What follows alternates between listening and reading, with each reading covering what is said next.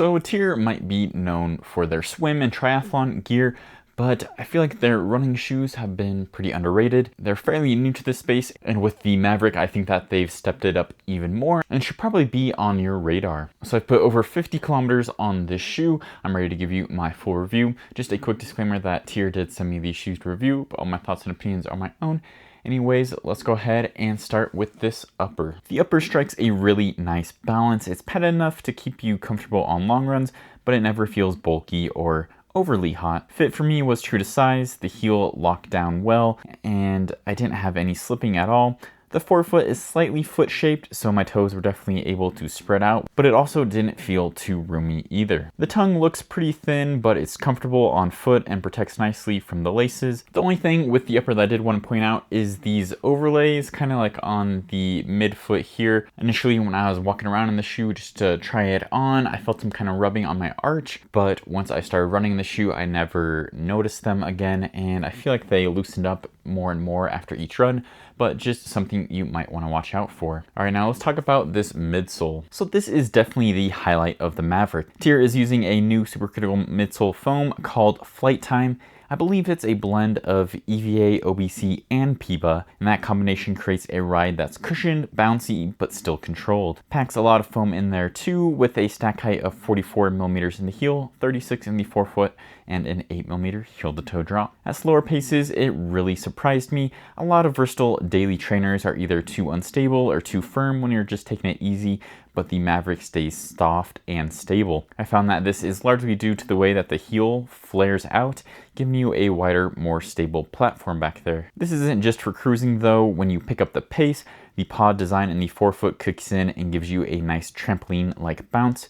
It's energetic without feeling wobbly, and honestly reminded me a lot of a slightly firmer, more stable Novablast 5. Overall, I was very pleasantly surprised with this midsole. I felt like a nice Goldilocks midsole where there's enough cushion and protection for long runs, but it's stable enough to take it easy, but also nice and energetic when picking up the pace, making it a truly versatile trainer. All right, now let's talk about this outsole. The outsole has solid rubber coverage in the forefoot and in the heel, with some exposed foam in between to save weight. Speaking of which, it comes in at only 7.7 ounces, which is in Megablast territory. Grip has been great on road and gravel, and both the rubber and exposed foam are looking pretty good so far, besides some minor wear in the heel. All right, now it's time to go over the run type stoplight portion of the review, where I'll go over speed day, everyday, long run day, and recovery day. So starting with speed day, I give this a green light. While it's not a plated super trainer, it still has a very fun, bouncy foam with that pod design in the forefoot too.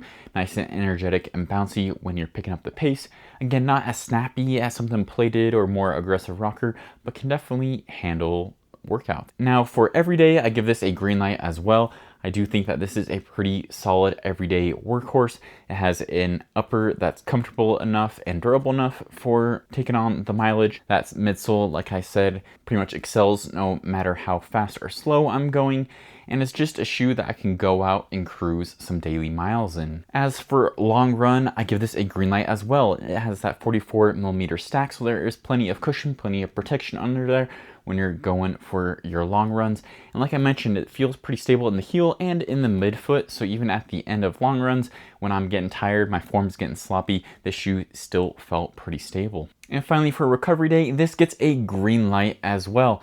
And I think this is where a lot of these versatile trainers tend to struggle, is they're either kind of leaning more towards the up-tempo, kind of faster one, but they're not as great on easy days. Well, I found this midsole to be pretty reactive to my pace. When I was taking it nice and slow and easy, it felt stable, cushioned, and kind of marshmallowy, but not too soft. It was just a nice balanced shoe that I could just do a slow shuffle in if I wanted to take it easy. All right, now let's go ahead and do a few quick comparisons. The first shoe I'm going to compare it to is the Novablast 5 from ASICS. These are both very versatile daily trainers that can be used for your daily workhorse. They can also pick up the pace, kind of do it all. There are some main differences though. The midsole cushion does feel different on the two. I do think that the Novablast 5 is softer and more energetic, while the Maverick is a little firmer, a little more balanced, but also more stable. They do kind of have a similar pod design in the forefoot though. It helps give them that nice bounce and energetic feel, but the Novablast has less cushioning. It's closer to 40 millimeters and it's an ounce heavier than the Maverick, which to me helps make the Maverick even more versatile, and they both cost right around the same price. I think they're both $150. Next up is the Superblast. So the Maverick has only a couple millimeters less stack height, but it's almost a full ounce lighter than the Superblast 2.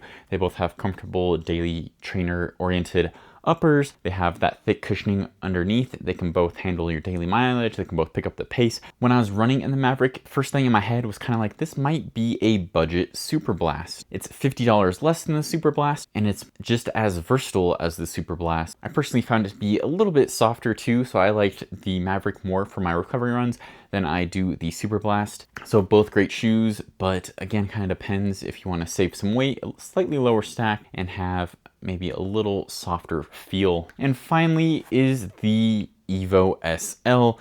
Again, another very versatile daily trainer. They both are the same price. They are similar weights as well, both very lightweight, very versatile shoes. The upper on the Maverick is better fitting, and I prefer this more than the upper on the Evo SL. The midsoles are similar. They're both pretty balanced, but I found that the Evo SL felt really great when you're picking up the pace, kind of leaned more to that kind of speedy side, but when I was taking it easy, the heel felt a little squirrely and unstable, where like I mentioned, the Maverick felt a lot more stable in the heel and more comfortable when taking it slow. So I think it depends on your use case. If you want if you have a dedicated recovery shoe, but you want something for your daily miles and for workouts, then I'd probably go with the Evo SL. But if you just want literally one shoe that does every type of run, then I would go for the Maverick.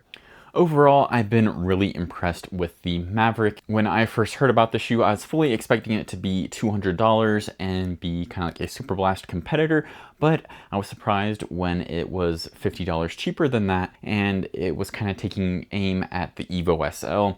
I do think that there's some stiff competition out there, but this is probably one of the most versatile shoes that I've run in this year that can really do anything from being stable and soft at easy paces, being durable and comfortable for your everyday runs, but also having that nice protection underfoot for long runs, and then being able to pick it up too with kind of that trampoline feel in the forefoot. So if you want a more stable, balanced feeling Novablast, or maybe a kind of softer, more budget Superblast that's even lighter than both of those, then you should definitely give the TYR Maverick a try. So I want to hear from you. Have you tried the shoe? Are you interested in trying it out? Let me know in the comments down below.